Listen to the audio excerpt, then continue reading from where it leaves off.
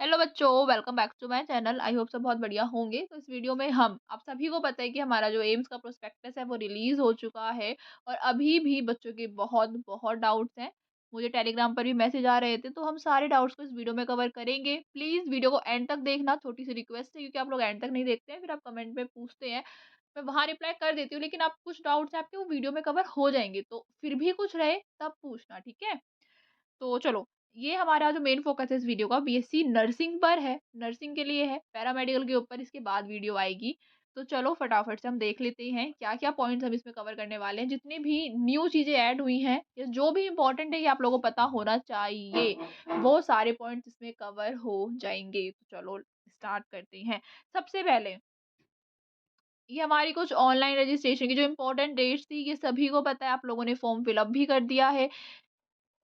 मेरे पास आप लोग मुझे बताते रहते हैं कि मैम कर दिया या कोई भी इशू आ रहा है, तो फॉर्म फिलअप की डेट आप लोगों को पता है। लास्ट डेट आपकी जो भी फाइनल रजिस्ट्रेशन की हम माने वो क्या है, 12 अप्रैल है और बेसिक रजिस्ट्रेशन की 4 अप्रैल है, ठीक है। तो आप उससे आप एंड जिसने अभी तक नहीं करा है वो भी कर लेना। एंड डेट का मत वेट करना, ठीक है। फिर बहुत गलतियां होने के चांस रहते हैं कि जो हम जल्दी जल्दी में करते हैं, तो अभी टाइम है तो आराम से अपना फॉर्म फिलअप आप कर लीजिए। बाकी किसी कोई गलती हो गई हो तो उसे डरने वाली कोई बात नहीं है। अगर वो आपका रिजेक्ट भी होता है ना, तो आपको एक मौका मिलता है एम्स की तरफ से कि आप उसे सही कर सकें, ठीक है? तो वो एक्सेप्ट हो जाता है। प्लस मैं ये कहना चाहूँगी कि ध्यान से सुनना सारी बातें, ठीक है?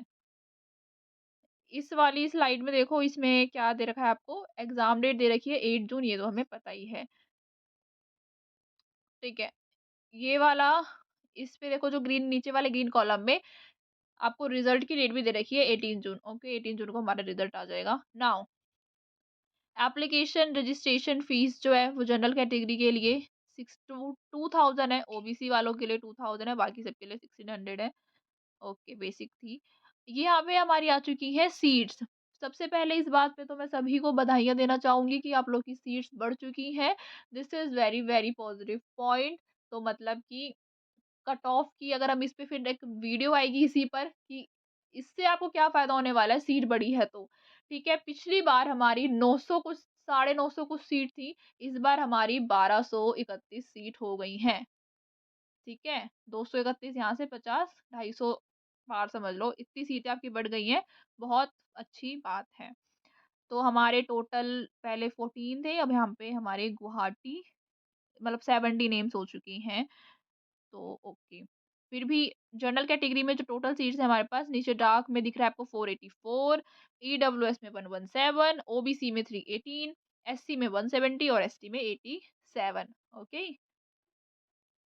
ठीक है। तो और यहाँ पे जो आपका बीएससी नर्सिंग कोर्स है वो एम्स में ओनली फीमेल कैंडिडेट्स अभी अप्लाई कर सकते हैं, मेल्स के लिए अभी एलिजिबल मतलब एप्लीकेबल नहीं है एम्स में अप्लाई करना। लेकिन अगर मेल्स भी अपना करियर एम से परस्यू करना चाहते हैं पैरामेडिकल फील्ड, तो वो कर सकते हैं। उस पर आपको जो है पूरी वीडियो मिल जाएगी मेरे अदर चैनल पर, मेडेट करियर गाइड, लिंक आपको डिस्क्रिप्शन में मिल जाएगा।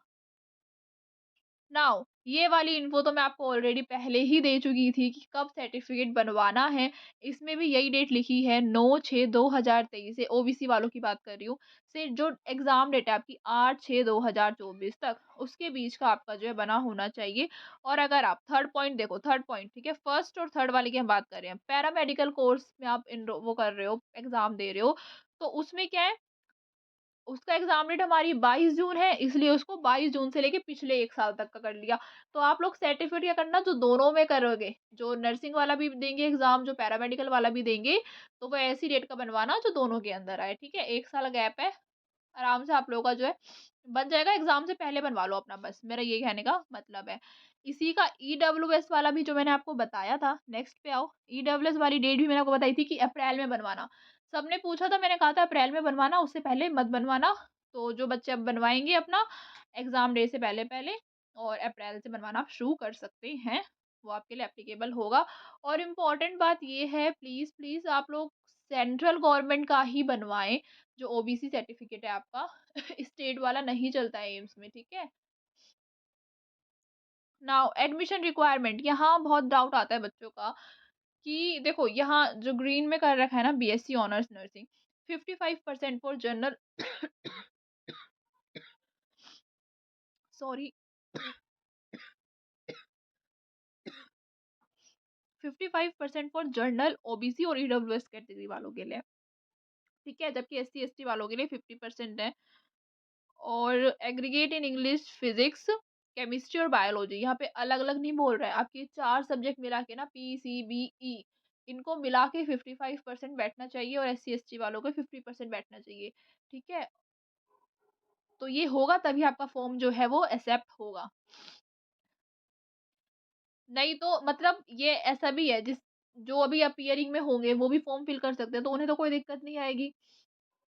जिनका हो चुका, जिनका मतलब लास्ट ईयर था या उससे पहले एग्ज़ाम दिया होगा आपने 12th का और उनके 55% मार्क्स नहीं बैठ रहे हैं, तो वो लोग ये फॉर्म फिल अप नहीं कर पाएँगे, वो लेगा नहीं, ठीक है? बाकी तो यही है।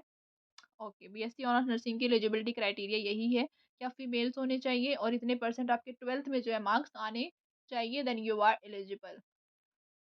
नाउ आप लोग के एग्ज़ाम सेंटर्स कहाँ पड़ेंगे? एग्ज़ाम सेंटर्स की हम बात कर लें तो जो बीएससी ऑनर्स नर्सिंग का है, पिछली बार तो कम थे, इस बार इन्होंने सारी मेजर सिटीज़ ऑफ इंडिया कर दिया है, मतलब कि इस बार आपके हर सिटीज़ में पड़ेगा जो भी मेजर है। दिल्ली, यूपी, राजस्थान, आपका जितने भी हैं, एमपी, ठीक है? सारे सिटीज़ में पड़ेगा, अब जो मेजर सिटीज़ हैं। नाउ ये बीएससी पैरामेडिकल का मैं आपको लिंक डाल दूँगी डिस्क्रिप्शन में, तो अभी आप उसके लिए परेशान नहीं होंगे। ये देखो, ये जो है हमारा एग्ज़ाम पैटर्न है, exam pattern same as usual जो आता है हमारा पीसीबी के 30 क्वेश्चन्स और जीके के 10 क्वेश्चन्स है, 100 टोटल। मार्किंग इसकी आप सभी को पता ही है, +1 on correct answer, -1 by third और इनकरेक्ट, और आप नहीं अटेम्प्ट करोगे तो उसमें कुछ नहीं होने वाला, कोई नंबर नहीं मिलेगा, ना कटेगा। और हिंदी मीडियम वाले हो चाहे इंग्लिश मीडियम वाले हो, आप लोग ये एग्ज़ाम दे सकते हैं। पेपर का जो माध्यम है, पेपर का जो मीडियम है, वो इंग्लिश और हिंदी दोनों में आएगा, ठीक है? सबसे लास्ट, सबसे बर्निंग क्वेश्चन बच्चे जो बहुत परेशान होते रहते हैं कि सिलेबस। ये आपके प्रोस्पेक्टस की 18 नंबर पेज पे 4th पॉइंट है, इसे ज़रा हम रीड करते हैं। The journal standard of each entrance examination will be that of 12th class under 10+2 scheme और equivalent examination of an Indian university या फिर board. No syllabus for examination has been prescribe by the institute. इस line को मैं हिंदी में आपको बताना चाहूँ तो ये है, आपका जो सिलेबस है वो एम्स ने कुछ अलग से नहीं निकाला है। सिलेबस आपका कोई भी आप एम्स का जो एग्ज़ाम दे रहे हो वो रहेगा जो आपका बोर्ड था ना 12th में, ठीक है? उसके बेसिस पर जो भी आपका सिलेबस रहा उसमें से आएगा। अब कई यूट्यूब वाले जो आपको बता रहे हैं कि नीट में जो सिलेबस न्यू चेंज हुआ है उसके अकॉर्डिंग मत पढ़ो, पर आप अपनी एनसीईआरटी के अकॉर्डिंग पढ़ो। अब सबसे बड़ी जो बात है यहाँ पे कि बच्चों, जो नीट का सिलेबस चेंज हुआ है वो तो एनसीईआरटी के बेस पे चेंज हुआ है ना, तो क्लैरिटी ही किसी को नहीं है। मैं क्लैरिफाई कर देती हूँ और उसके बाद इस चीज़ पे कन्फ्यूज़ मत होना, बस पढ़ाई में लग जाना। उम, नीट से इसे ऐसे वो मत हो कि नीट का सिलेबस कम हो गया और एनसीईआरटी का सिलेबस कम हो गया। जो न्यू एनसीईआरटी है ना, जो न्यू एनसीईआरटी है जिसमें रिड्यूस सिलेबस है, इसे मैं भेज दूँगी टेलीग्राम ग्रुप पे, आप वो जॉइन कर लेना, ठीक है? तो जो न्यू एनसीईआरटी का सिलेबस है, मतलब जो सिलेबस हमारे 11th-12th के करिकुलम में चेंज हुआ है, पहली बात वही सिलेबस नीट का है, ठीक है? वही सिलेबस हमारे एम्स का भी है। कोई नीट और एम्स का सिलेबस अलग-अलग नहीं है, इस डाउट को आज ही क्लियर कर लो। यूट्यूब पर कोई कुछ भी बोल रहा हो, मेरी ये बात मान लेना, ठीक है? समझ गए बात? और जो आप लोगों को इस पे वैसे मैंने रिड्यूस सिलेबस पे बहुत पहले वीडियो बनाई भी थी, मैं उनका लिंक दे दूँगी, आप वहाँ से स्क्रीनशॉट ले लेना, ओके? अंडरस्टूड। आई होप अब तो आपको पॉइंट समझ आ गया होगा। फिर भी कोई डाउट है कमेंट सेक्शन में पूछ सकते हो, टेलीग्राम पे पूछ सकते हो। I am available for you all. ठीक है, चलो नेक्स्ट वीडियो में मिलते हैं। Bye bye.